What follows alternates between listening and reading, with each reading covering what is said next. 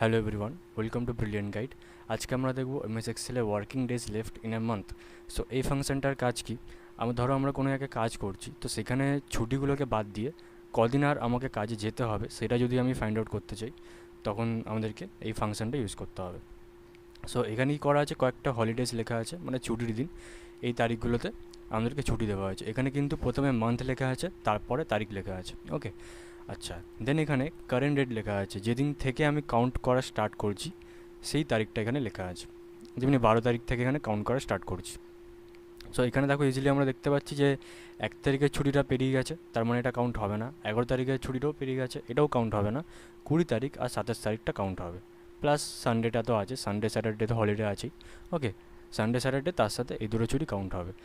So সেটা calculate করে বার করবো কী করে? তার জন্য এখানে আমাদেরকে নেটওয়ার্ক ডেজ বলে একটা ফাংশন ইউজ করতে হবে। ওকে, সো নেটওয়ার্ক ডেজ লেখার পরে ব্র্যাকেট ওপেন করে আমাকে কারেন্ট ডেটটাকে সিলেক্ট করতে হবে। কারেন্ট ডেটটা যে আমরা লিখেছি সেটাকে সিলেক্ট করব। দেন কমা দিয়ে এখানে ইও মান্থ ফর্মুলা ইউজ করা হয়েছে। এটার কাজ কি? ইও মান্থ লিখলে কি হবে, সেই মাসের শেষ তারিখ যেটা, সেটা ফাইন্ড আউট হয়ে যাবে। যেমন 30 তারিখও হতে পারে, 31 তারিখও হতে পারে। তো সেই মান্থের লাস্ট ডেট কোনটা সেটা আমরা পেয়ে যাব। তারপরে এখানে কমা দিয়ে এখানে হলিডেজগুলো পরপর সিলেক্ট করা হয়েছে।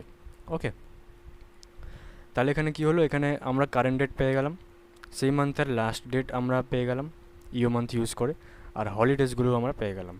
ওকে, তো হলিডেজগুলো কী হবে, ওটা থেকে মাইনাস হয়ে যাবে। দেন যদি আমরা এন্টার প্রেস করি, তাহলে এখানে 14 দিন আর আমাদেরকে কাজে যেতে হবে, বাকি দিন আমাদের ছুটি।